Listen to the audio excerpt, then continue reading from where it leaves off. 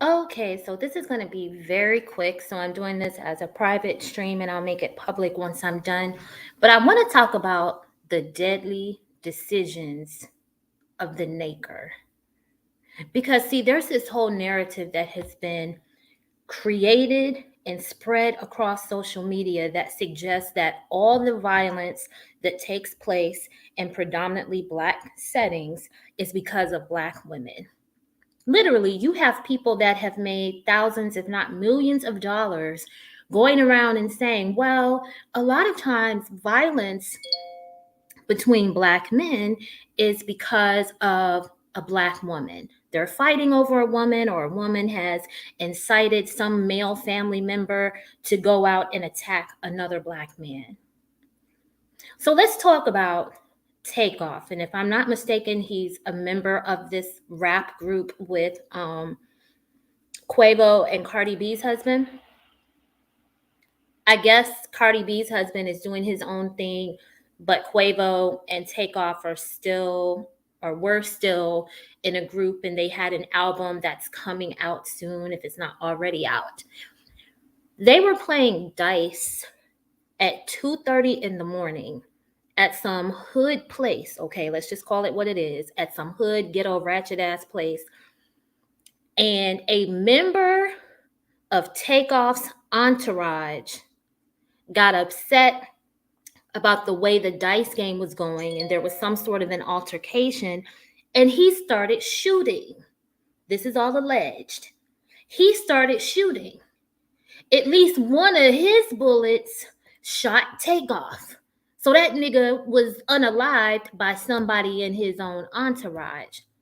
Then, when that dude started shooting, other niggas started shooting in response. And it's alleged that Takeoff was hit again.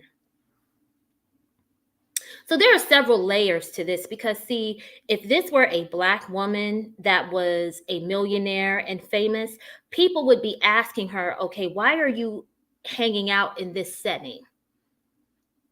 Like, why are you going back to the hood when you got all this money and you have all these accolades? Why are you hanging around people who have nothing to lose? That's number one.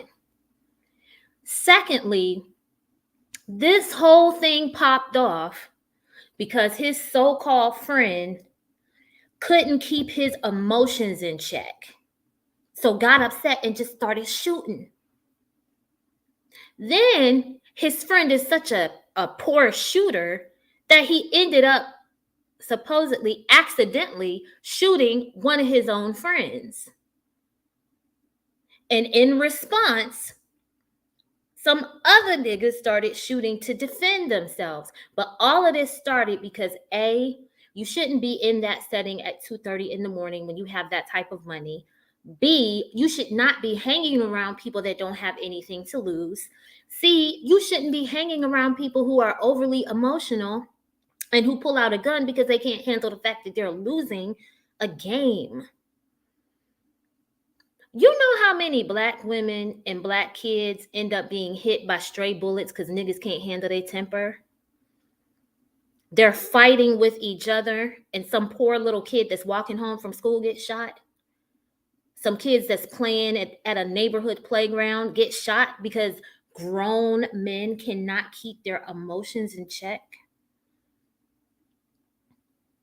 If you grew up in a predominantly Black area, by the time you hit 30, you probably know dozens of Black people that have been shot and killed because there was a nigga somewhere who couldn't control his temper. Somebody stepped on his shoes, spilled a drink on his shirt, looked at him funny. It can take anything. They can wake up on the wrong side of the bed and everyone in their area is going to get shot and killed.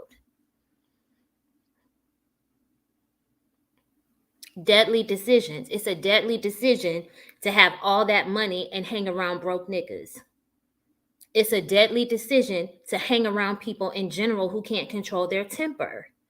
And Black women, it's a deadly decision to continue to have any association with men who are so infantile that they can't control their temper, and they're so immature that they do not know how to say, okay, I have this amount of money, I have this amount of success, so there are certain people that I should not be around. Listen, if you have a regular 9 to 5 job, forget being a millionaire. If you have a regular 9 to 5 job, you're able to keep a roof over your head and you have people in your life who care about you, you cannot hang around Black people. Especially the men, but a lot of the women too.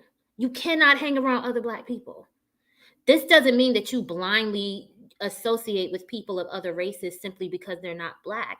But what it does mean is you have to have the insight to recognize that a person who has nothing to lose will never be happy for you.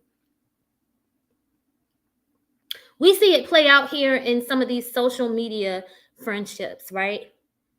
Where people disagree with each other, so they want to take away people's YouTube channels and their other social media platforms, knowing that that is that person's source of income, right? Because you can't make money on a regular job. You can't make money on social media. So you try to torpedo everything else that other people have built because you're such a shit log of a person that you can't build anything for yourself. And I'm telling you, it's a deadly decision to be around people who pull out a gun anytime they get upset. And I want you to know there was not a Black woman at the center of this disagreement. You had 2 sets of Black men. One set was on the losing end of a game.